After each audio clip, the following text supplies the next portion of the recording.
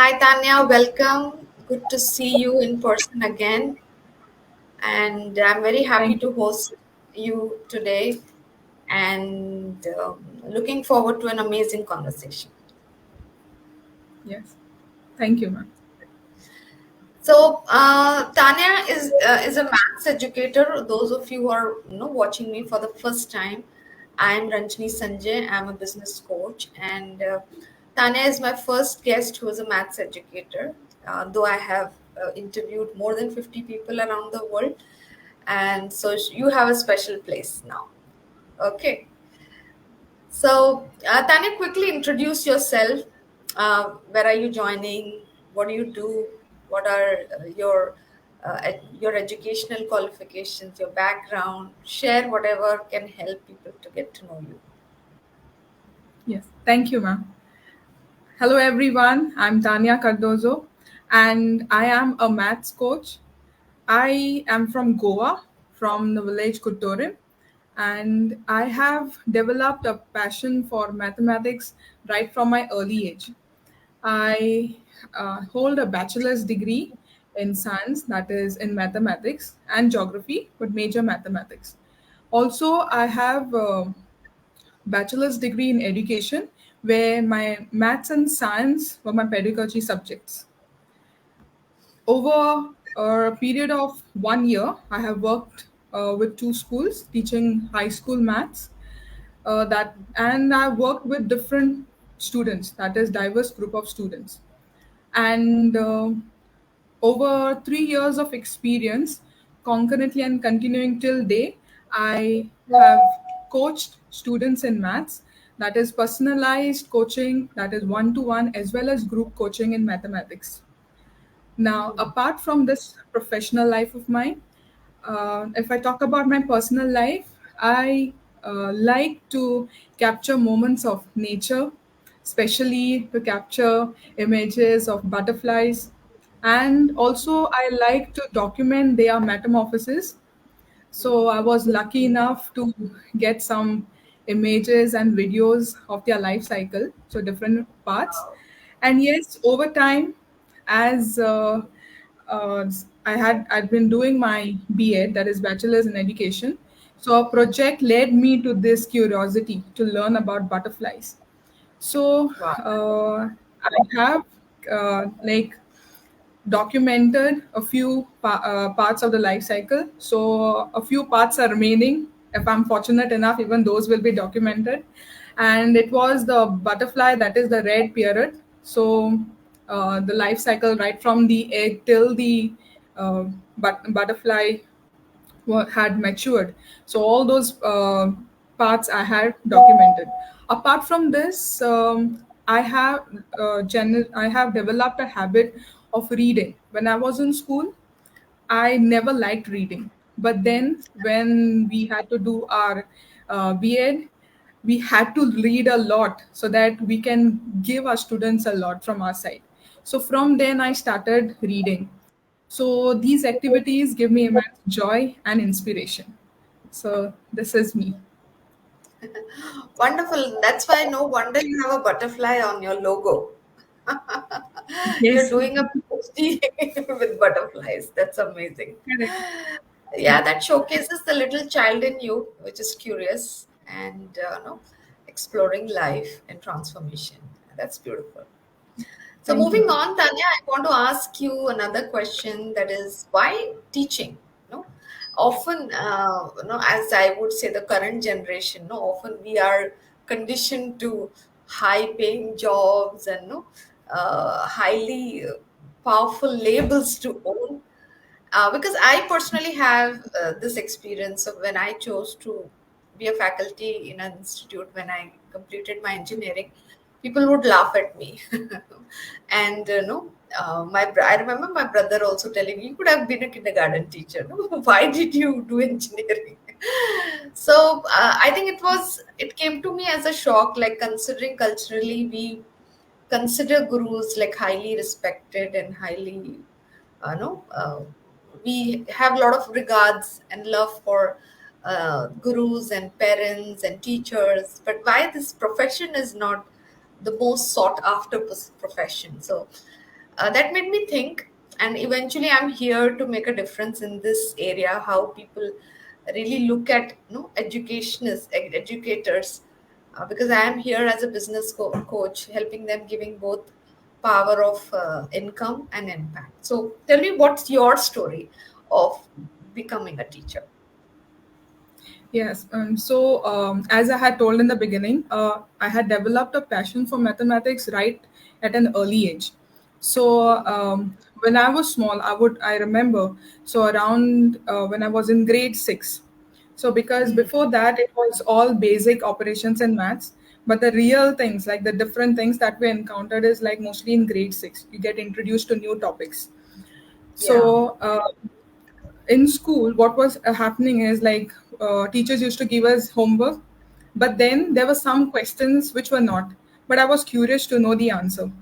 And I still have students who are curious like that. So they would ask me like, this is not given for homework, but I want to know how it is. So same way I would do.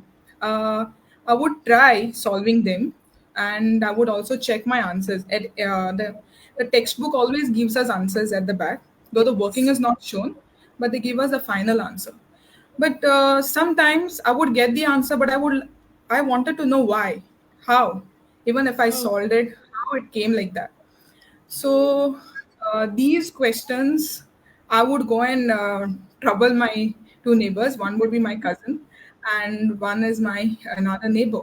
So it happened that when I was working with fractions, that time it was not clear in my mind that a whole number, it can be actually written as a fraction with denominator 1. That was not clear. So the method that a teacher taught us in school, that was working with other fractions. But when there was one fraction which was a whole number, it didn't give me this answer correct. So what I would see is my cousin, she was a commerce student, and I would see her working with numbers. So she had her accounts book. I don't know what subject was it. Don't remember much, but I would see her doing calculations on a big book. She had some 4-digit, 5-digit numbers, and she used to calculate. So at that time, what came to my mind is to go and ask her. So what I did is I went with my book, I asked her, and she pointed out my mistake, that it is the whole number. So she explained me that it was a whole number which has a denominator as 1, and then only we can proceed. So I was not proceeding that way. So that day I realized how a fraction is to be solved, that is when it comes to a whole number. So the curiosity made me ask people, so asked my cousin that how to go about. So yes, once that was clear in mind, I always trouble them whether for word problems or whatever it was there, whether the homework was given or not, I would ask them. So I would ask people to just confirm. Also in school, I got really good teachers in school. No matter from primary till my B.Ed, I got all good teachers. I was very fortunate enough. So there are different methods. I think I have picked something or the other from each one of them. So yes, in school also, like we had I used to teach my classmates. So whenever they had any doubts, when they asked me, I used to explain them. So I also used to become happy when they could get it, because it is said you get it when you get it. Yeah. So till they get, yes. Yes. So this continued even in my grade 11, grade 12. I had my friends asking me, and then they told their classmates in other when they were learning in other high secondaries. So that friend of mine told that Tanya explained me this. So they were like, please tell her to explain us also, because we are like on average, we don't know whether we will sink or we will rise. So that was their thing. And then for approximate, I think 3 to 4 days continuous, I just taught them the meta that was there for the exam. And luckily, all those people, like they were all together 6 people, I think 5, they all cleared. So they were very happy with that. Yes, I met them actually. So they were thankful to me that, and I really liked this. So it was these small teachings that led me to this. And I started my first coaching. That is, I started in 2015. That is when I just enrolled myself for my BSc. So in that, I had that time I had taken all subjects. So they were students of different grades, and it was all subjects. So what happened is, because of those all subjects, and I was also going to college, it was becoming little difficult to handle. So my mother would assist me for that. So till I come from college, and I would take maths at that time. So that 1 year went like that. So I didn't wanted to repeat it, like asking her to do the remaining subjects, though she helped me. And yes, so the next year, that is in 2016 to 17, I gave home tuitions to two students from the Wow. time that I was living. Yes. And then in 2018 to 19, I had one student of 10th standard. She was approached to me by one of my teachers, and yes, initially she was very weak. The basics were very low. It was really low. So um, getting her cleared her board exam was another plus point for me, because it was really low. Like the first exam, it was like marks like one or two, so it increased. Yes, and I was very happy that in her board exam she cleared maths, and that time there was no standard and basics, it was just one maths for all. Okay. So yes, so then I took a break in 2019 to 2021. I did my B.Ed, and then I started with maths, just maths coaching itself, no other subjects. I started in 2021, soon as the pandemic part was over and schools had reopened. So this is me, and so the teaching that I used to do, and also to add to this, when I was studying, I would teach the walls, I would teach the chairs, I would make them my students, but I was learning in turn. So I would ask them, I would answer. So even that was there. I can clearly see someone in love with this subject, and so much passion to not just learn but to teach as well. Because I personally feel when you teach something, you master that subject. That's the best way to learn it. So I think you have it. You have been practicing from very young age, like you're learning, teaching. I think it's there with you. I think I can't differentiate the teacher and the learner from you. Beautiful. Yeah, So, exactly. considering, I know, I can clearly say that you are passionate about this. Now, what are you bringing into your coaching methodology or your teaching methodology when you're working with your students now? And I saw you were gamifying the challenge that you did last month, and you have something else coming up. So, tell us about that, and what is that, how you different teaching methodology is, especially when it comes to mathematics for kids. Yes, ma'am. So, ma'am, as you said about the gamifying thing, that is my program that I conducted in the month of May, which is Maths Marvels. It was for students of age 10 to 12. So what I did is, there were some engaging videos sent, some tasks sent to the students, and in those tasks they were not like normal questions like they would get in their academics. So in those tasks they had actually to work. Their brains had to literally work hard, because there were puzzles for them, brain teasers for them. And what I did is, there were some answers very quick. That is, there was a time limit given to them, but some students would just finish in 2 hours or so. So then and there, I thought of sending them some links to games that are present online, and they really enjoyed the games. I really got a good feedback regarding the games. So Yeah. yeah, so when mostly students, they enjoy when there is an activity involved. So if it is just what is that? Just working, just solving problems, then Yeah. they find it boring. So in between, there were some games for them. So I had asked one parent told me that the child finds maths boring. So what I did is, I sent them a link of the same game and plus another game, and I, because the child was not ready to go even for the worksheet, so I asked the parent to tell him to try the games. So he tried the games and he enjoyed playing them. So there were maths questions where you answer the question, you go to the next level. So he Yes. enjoyed that. So so that is one thing. Secondly, what I would say is regarding coaching. Hmm. I first of all, what I do is there are different ways a problem can be solved. So I Definitely. give it to the students. I put forth all the different ways I can, so that students can choose the best method they want. Sometimes what happens is my methods don't work for them, so Yes. they tell me that I can't understand, it's going above my head. So that time I think about another. Some students, what they do is they go on the internet, they search for some methods. So I had one Hmm. student like that, and she came up with one query and said that she found another method to solve a problem. Hmm. Okay. So, but she didn't understand how to go about. She didn't understand, but it looked easier. So she asked me to go through it and see if you can explain it, if I could explain it to her. And go to see that Wow. method was really easy. So it Wonderful. was now I suggest those methods to other students because they also find it easy.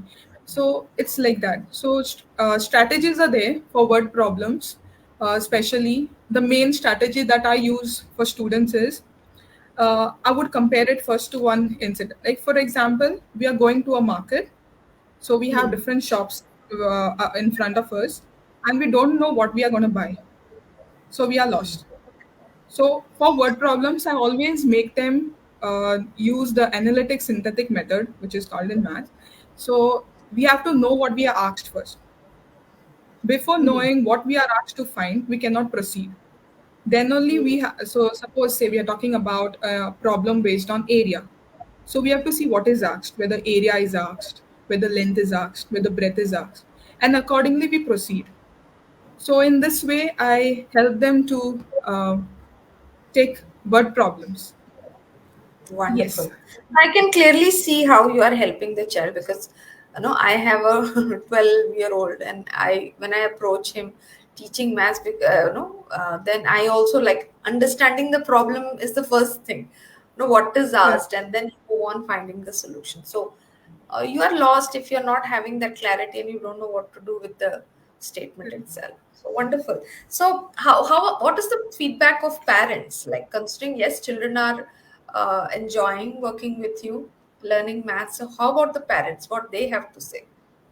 Yes, ma'am. So in this Maths Marvels thing, we had a one-to-one session with the parents and the child. Hmm. So I gave a total feedback on their working. So how they had worked through all the 5 days of the maths challenge. So they were really happy, and they themselves were helping their child to correct their mistakes when I was pointing out the mistakes that they had. So most of the answers were correct, but then there were some parts there would be errors. So the parent Yeah. also was involved. "Ah, see, it's multiplication. See this, see that." And then at the end of the session, the feedback was really good.